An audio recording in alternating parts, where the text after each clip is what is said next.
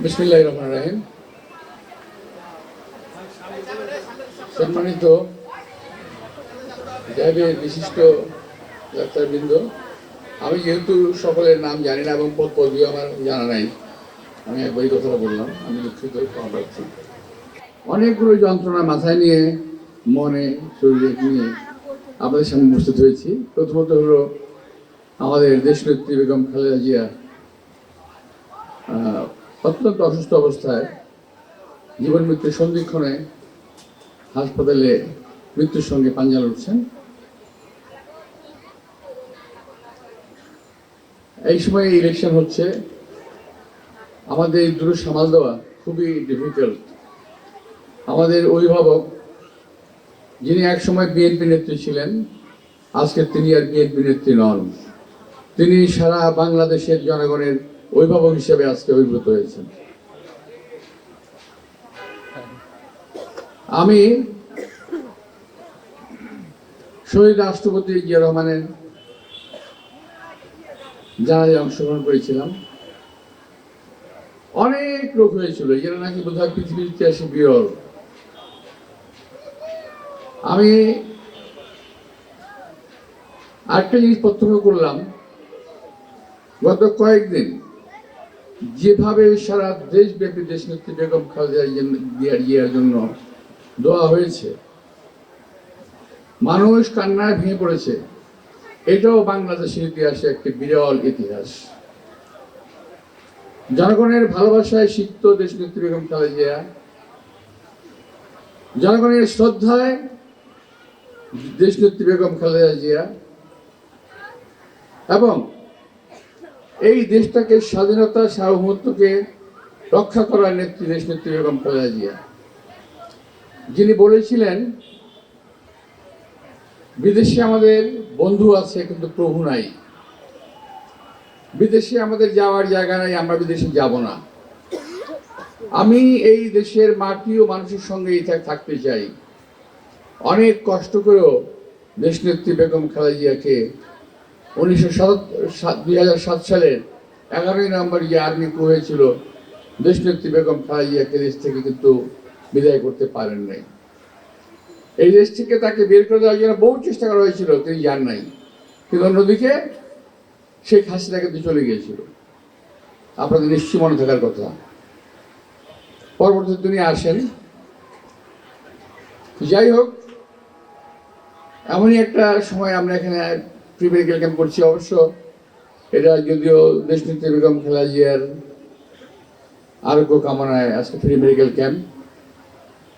আমি বেশি কথা বলবো না, আমি শুধু বলবো যে আমি দেশনেত্রী বেগম খালেদা জিয়া, শহীদ রাষ্ট্রপতি জিয়া রহমানের একজন সৈনিক।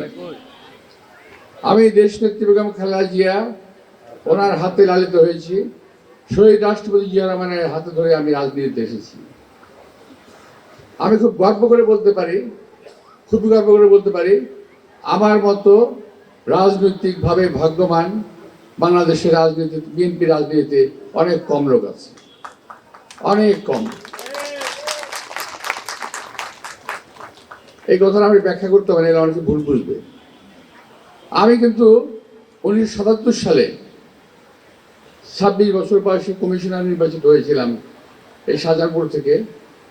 আমার ওয়ার্ড নাম্বার ছিল 41। আমি জানি না, কিন্তু আমি তখন রাজনীতি করতাম না। এটা শহীদ রাষ্ট্রপতি জিয়া রহমান সাহেব উনি ব্যক্তিগতভাবে আমাকে একদিন ডাকলেন, আমি ওনার সঙ্গে কথা বললাম, আমি অভিভূত হলাম। আমি ভয় পেলাম যে আমার সঙ্গে সামনে বসে আছেন একজন জেনারেল, যিনি বাংলাদেশের প্রেসিডেন্ট। কিন্তু যখন কথা বলা শুরু করলেন, আমি অনেকটা বন্ধু হয়ে গেলাম, আমার মনে হলো। খুব ফ্রেন্ডলি কথাবার্তা বললেন। আমার আল্লাহর রহমতে আমি বলতে পারবো যে আমার সঙ্গে অনেক কথা বলেছেন। আমি অনেক ডায়লগ বলতে পারবো, এগুলো আমি হয়তো আস্তে আস্তে আপনাদেরকে একদিন শোনাবো যদি সুযোগ হয়। তো অতঃপর আমি সংক্ষিপ্ত করে আনছি। জাগো দল হলো, বিএনপি গঠিত হলো, এবং কেউ অনেকে বলে যে বিএনপিতে আমি যোগদান করেছি। আমি বিএনপিতে যোগদান করি নাই ভাই। বিএনপি আমি শহীদ রাষ্ট্রপতি জিয়া রহমানের সঙ্গে থেকে প্রতিষ্ঠা করেছি। এই বিএনপি প্রতিষ্ঠা হয়, যদি এটা একটা ঘর হয়ে থাকে তাহলে জিয়া রহমান, শহীদ রাষ্ট্রপতি জিয়া রহমান যদি এটার মানে কারিগর হয়ে থাকেন ঘর বানানোর, আমরা ছিলাম শ্রমিক, আমরা কাজ করেছি ওনার সঙ্গে। তো সেই শহীদ রাষ্ট্রপতি জিয়া রহমানের হাত ধরে রাজনীতিতে এসে পরবর্তীতে আমরা অকালে শহীদ রাষ্ট্রপতি জিয়া রহমানকে হারাই। জিয়া রহমানকে শুধু আমি হারাইনি, জিয়া রহমানকে সারা বাংলাদেশ হারিয়েছে। যদি শহীদ রাষ্ট্রপতি জিয়া রহমান বেঁচে থাকতেন আজকে দেশের পরিস্থিতি এমন হতো না। আজকে প্রতিবেশীদের ভারত আমাদের দিকে চোখ তুলে তাকানোর সাহস করতো না। আজকে আমাদের ফেলানিদের লাশ কাটাতারাই ঝুলতো না শহীদ রাষ্ট্রপতি জিয়া রহমান যদি আজকে বেঁচে থাকতেন। এবং উনি বিশ্বব্যাপী যে সুনাম অর্জন করেছিলেন, সেই কারণেই শহীদ রাষ্ট্রপতি জিয়া রহমানকে শাহাদাত বরণ করতে হয়, কুচক্রীদের হাতে তাকে জীবন দিতে হয়। প্রিয় ভাইরা, সেই নেতার হাতে ধরে আমার রাজনীতি, আজকে দেশনেত্রী বেগম খালেদা জিয়ার হাতে লালিত আমার রাজনীতি। শহীদ রাষ্ট্রপতি জিয়া রহমান রাজনৈতিকভাবে আমাকে তৈরি করেছিলেন, দেশনেত্রী বেগম খালেদা জিয়া রাজনৈতিকভাবে আমাকে লালন করেছেন। দীর্ঘদিন তার সঙ্গে রাজনীতি করে যা দেখেছি, যা বুঝেছি, যে উনি এই দেশকে অসম্ভব রকম ভালোবাসেন। কোনো পরিস্থিতিতেই তিনি কোনো কম্প্রোমাইজ করেননি কারোর সঙ্গে। 11 সময় আর্মিদের সঙ্গে করেন নাই, পরবর্তীতে বিদেশি কোনো শক্তির সঙ্গে উনি কোন রকম নমনীয় হন নাই। এমনকি ওনার চিকিৎসার জন্য পর্যন্ত উনি বিদেশে যেতে চান নাই। আমরা অনেক জোর করে ওনাকে পাঠিয়েছি বিদেশে। যাই হোক, আজকে দেশনেত্রী বেগম খালেদা জিয়া আমাদের মনের অনেক জ্বালা যন্ত্রণা আছে, এরা হয়তো উনি দেখবেন না, কিন্তু এই যন্ত্রণা নিয়ে যদি আমরা একটু দোয়া করি দেশনেত্রী বেগম খালেদা জিয়ার জন্য, সবাই আমরা মসজিদে কিংবা ফরমাল যে দোয়া আছে না একটা, যে আমরা কয়েকজন মাদ্রাসা ছাত্র নিয়ে আসলাম, কোরআন খানি হলো, তারপর দোয়া করলাম, এটা না, এই দোয়া আমি বলছি না। আমি বলছি ব্যক্তিগতভাবে যখন আপনারা নামাজ পড়বেন তখন দুটি কথা আল্লাহর কাছে বলবেন, যে আল্লাহ, আমরা দেশনেত্রী বেগম খালেদা জিয়ার আরোগ্য কামনা করছি। প্রিয় ভাইরা, যাই হোক, আমি আর অন্যদিকে যাব না। আজকে যারা ফ্রি মেডিকেল ক্যাম্পের আয়োজন করেছেন আমি তাদেরকে আন্তরিক ধন্যবাদ জানাই। আমার যে সকল মঞ্চ বিশিষ্ট, আমার যে সকল বিশিষ্ট ডাক্তারবৃন্দ, স্বনামধন্য ডাক্তারবৃন্দ যারা এখানে এসেছেন, আমি তাদেরকে আন্তরিক ধন্যবাদ জানাচ্ছি। এই সিদ্ধশী এলাকার সঙ্গে আমার সম্পর্ক আজকের নয়, বহু দিনের পুরনো, 1958 সাল থেকে। অনেকের জন্ম হয় নাই 58 সালে। এই যে আমরা যেখানে দাঁড়িয়ে আজকে আমরা প্রোগ্রাম করছি, এটা আজকে তো বালুর মাঠ, তাই না? কিন্তু এটা কিন্তু পুকুর ছিল একসময়, এটা কিন্তু আপনারা জানেন না। ওই যে সামনে গেটটার মধ্যে, গেটের সামনে পুকুর পাড়ে একটা হিজল গাছ ছিল, এটা অনেকে জানেন না। আমি যখন ক্লাস 2-তে স্কুলে ভর্তি হই সিদ্ধেশ্বরীতে, বাঁদিকে তাকিয়ে থাকলে ছোট রাস্তার পরে একটা পুকুর ছিল, যেখানে বৈজেন দাস সাঁতার কেটেছিল। বৈজেন দাস, বৈজেন নাম শুনেছেন আপনারা? শোনেন নাই? যিনি ইংলিশ চ্যানেল পাড়ি দিয়েছিলেন, বাংলাদেশের একমাত্র ব্যক্তি। সব কিছু দেখার সৌভাগ্য আমার হয়েছে, এবং আমি আপনাকে স্মৃতি কথা বলছি। তো এই এলাকার জনগণ আমাকে দেখেন নাই কিংবা চেনেন না, কিংবা টেলিভিশনে দেখে, সোশ্যাল মিডিয়ায় দেখে হয়তো আপনাকে চেনেন, আমার সঙ্গে জানেন না। এই জন্য বলতে যাচ্ছি, আমি আজকে যে ফ্রি মেডিকেল ক্যাম্প, আমি ডাক্তার সাহেবদের অনুরোধ জানাবো যে আপনারা একটা, যদি আমরা চিকিৎসা করতে চাই, যদি চিকিৎসা করতে চাই, অনেকেই দেখেন, আপনি খেয়াল করে দেখবেন মসজিদে, রাস্তায়, যে বাবা আমার এই অসুস্থ আমার এই চিকিৎসার জন্য 10টা টাকা দেন, বলে না? তা আপনি কি মনে করেন 10 টাকা দিলে চিকিৎসা হবে? চিকিৎসা হবে না। যখন যাকে চিকিৎসা দেওয়া হবে তাকে পরিপূর্ণ চিকিৎসাটা দিতে হবে, পরিপূর্ণ সম্পূর্ণ চিকিৎসা দিয়ে তাকে বিদায় করতে হবে। তা আমি অনুরোধ জানাবো, শুধু এটা নয়, ওনারা আপনাদেরকে বলবো, আরও যারা ফ্রি মেডিকেল ক্যাম্প করছেন তাদেরকে আমি অনুরোধ জানাবো, প্রয়োজনের সকল কিছু আমি বিয়ার করবো, অসুবিধা নেই। আপনারা অন্তত 15 দিনে একদিন অথবা সপ্তাহে একদিন নিয়মিত, অর্থাৎ আজকে কি বার? বুধবার, সপ্তাহের বুধবারে আপনারা একবার এত এখানে আসবেন, জানিয়ে আসছেন এগুলো নিয়ে আসবেন। কারণ যে রোগীকে আজকে ওষুধ দিলেন আপনি, 7 দিন পরে তার উন্নতি হলো কিনা, তার চিকিৎসা আরো বেশি দরকার আছে কিনা, এটাও আপনাদের দেখা দরকার।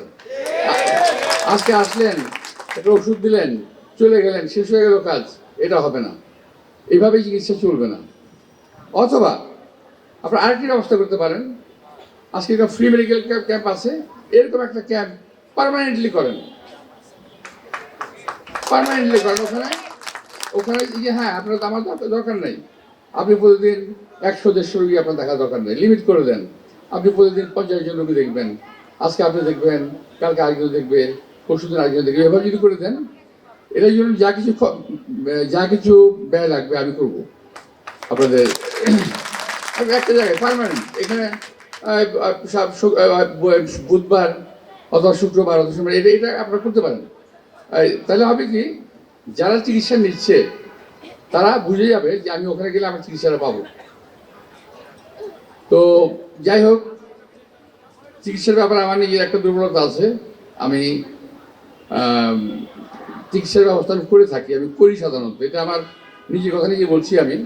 কিন্তু আমি, আপনারা যদি শুক্রবার দিন বাসায় যান তাহলে দেখতে পাবেন যে ওখানে চিকিৎসার জন্য প্রতিদিন প্রতি শুক্রবারে কত লোক আসে। আমি কিন্তু কাউকে টাকা দিয়ে বিদায় করি না, কিন্তু আমি তাকে পাশের একটা হসপিটালে, ওখানে কয়েকটা হসপিটাল আছে, তাদের সাথে কথা বলে রেখেছি, ওদের কাছে আমি পাঠিয়ে দিই যে ওই হসপিটালে গিয়ে সুস্থ না হওয়া পর্যন্ত তখন সে ভর্তি থাকবে অথবা তার চিকিৎসা চলবে, এটা আমি করে দিই। তো একইভাবে আমি এটাও বলছি যে আপনাদের যদি, আমাদের সম্মানিত চিকিৎসকবৃন্দ যদি আমার কথাটা যদি ওনারা গ্রহণ করেন, তাহলে আপনার একটা পরিকল্পনা নেন। শুধু একটা রমনা থানা নয়, আমার রমনা থানার পরে শাহবাগ থানা আছে, ওটাও দেখবেন, এবং আরও কয়েকটা মেডিকেল ক্যাম্প করা যেতে পারে। একা আপনারা পারবেন না, তবে ড্যাবের অনেক ডাক্তার আছে যারা নাকি কাজটা করতে পারবে, সবাই মিলে। যাই হোক, আরেকটি কথা ভাই, আমি এটা হচ্ছে কেন জানেন, সবচেয়ে বড় বিষয় হলো নির্বাচনকে সামনে নিয়ে হচ্ছে। নির্বাচনের বহু প্রার্থী আপনাদের সামনে আসছে এবং আসবে, অনেক কথা বলবে, ভোট দিলে জান্নাতে যাবেন, না দিলে জাহান্নামে যাবেন, এমন কথাও বলবে, বলে ভোট না দিলে কুপায় কেড়ে ফেলবো, এটাও বলে। তা আজকে আমার খুব দুঃখ লাগে, যারা এই ভোটটা চাচ্ছে তারা কি এই বাংলাদেশ চেয়েছিল? এই বাংলাদেশ তারা চায় নাই। 71 সালে যখন আমরা মুক্তিযুদ্ধ করি, এরা আলবদর রাজাকার বাহিনীর নাম দিয়ে, পবিত্র নাম আলবদর রাজাকার, এই নামগুলোকে তারা কলুষিত করেছে। এই নামগুলোকে কলুষিত করে অতঃপর বাংলাদেশের জনগণকে কচুকাটা করেছে। বাংলাদেশের মা বোনদেরকে পাকিস্তানি বাহিনীর হাতে তুলে দিয়েছে। আজকে ওরাই বাংলাদেশে ভোট চায়, ওরা আজকে বাংলাদেশে বড় বড় লম্বা লম্বা লম্বা কথা বলে। আমরা তো আসলে আওয়ামী লীগের মতো করতে পারবো না, তাই ওনারা খুব বেশি, ওনাদের গলার স্বর খুব বেশি উঁচা হয়ে গেছে। এই জন্য একটা খারাপ কথা বলতে হয় যে আসলে আপনাদের ওষুধ হলো আওয়ামী লীগ। ওদের কোনো ভদ্রলোকের সঙ্গে ওরা কাজ করতে পারবে না। আওয়ামী লীগ একটা অভদ্র দল, এরাও একটা অসভ্য দল এবং ধর্ম বিকৃতকারী একটা দল। এরা মওদুদ্দেবতায় বিশ্বাস করে, এরা ইসলামে বিশ্বাস করে না, এরা মুসলমান ধর্মে বিশ্বাস করে, যদিও মুসলমানের লিবাস আছে এদের। এই সমস্ত লোকগুলোর হাত থেকে দয়া করে বেঁচে থাকবেন। এরা বাসায় বাসায় যাচ্ছে, মা বোনদেরকে একা পায় বাসায়। আমার মা বোনেরা, বাংলাদেশে মা বোনেরা অত্যন্ত ধর্মভীরু এবং দুর্বল, তাই না? এখন যখন ডাক্তার সাহেব চলে আসে বাসা থেকে, আমরা চলে যাই বাড়ি থেকে, তখন 2-3জন মহিলা গিয়ে বাসায় ঢুকে, এক গ্লাস পানি দেন, পানি খাবো বলে একটু কথাবার্তা বলে বসে। তারপরে পরে করে কি জানেন, বলে যে জামাতেরকে ভোট দেওয়ার জন্য এই দিলে এটা হবে, বেহেশতে যাবেন, না দিলে আপনার ক্ষতি হবে, এই বা নানান রকম কথাবার্তা মানে বলে। তারপর বলে যে আমি বলে ঠিক আছে ভাই, দেখবো না আমরা। তারপর ভাই আমার বুকে একটু হাত দেন তো, বুকে হাত দিয়ে বলে জামাতকে ভোট দেবেন। মহিলা বললো ঠিক আছে। দেখেন, আপনারা কিন্তু কোরআন শরীফে হাত দিয়ে কথা বলেছেন, আমার বুকের মধ্যে কিন্তু কোরআন শরীফ আছে। কত বড় ধাপ্পা বাজেরা, বুকের ভিতরে কোরআন শরীফ আছে বলতেছে, মানে এখানে ছোট একটা কোরআন শরীফ দাদা থাকে, হ্যাঁ কোরআন শরীফ হাত দিয়ে বলছেন। তো এই ধরনের কথাবার্তা কাজকর্ম করতেছে। বাংলাদেশের লোক অনেক শিক্ষিত নয়, কিন্তু বাংলাদেশের লোক বোকা না, একেবারে একেবারে বোকা না। এদেরকে এইভাবে ধাপ্পা দেওয়া যাবে না। কেউ বলে রোজা পূজা এক, কেউ বলে আমাদের রাসূল সাল্লাল্লাহু আলাইহি ওয়াসাল্লামের সঙ্গে অন্য ধর্মের বিষ্ণু কৃষ্ণ এদের সঙ্গে মিলিয়ে ফেলেন। এই সমস্ত লোকদেরকে একটু চিহ্নিত করবেন দয়া করে। আমার মা বোনেরা অনেক কষ্ট করছেন, এখানে অনেক চিকিৎসা নেওয়ার জন্য অনেকে আসছেন। আমি আর সময় নেব না, আপনাদের সবাইকে আন্তরিক শুভেচ্ছা ধন্যবাদ জানিয়ে, এবং আমার জন্য ধানের শীষে, আমার জন্য খালেদা জিয়ার জন্য, দেশনেত্রী বেগম খালেদা জিয়ার জন্য এবং শহীদ রাষ্ট্রপতি জিয়া রহমানের জন্য আপনারা দোয়া করবেন, আমাকে একটি ভোট দেবেন, যাতে আপনাদের পাশে সবসময় থেকে আমি কাজ করতে পারি। আপনাদের সবাইকে ধন্যবাদ। এবং সেই সঙ্গে আমি আজকের এই মেডিকেল ক্যাম্পের পরম দয়ালু করুন আল্লাহ তাআলার নামে শুভ উদ্বোধনী ঘোষণা করছি। আল্লাহ হাফেজ।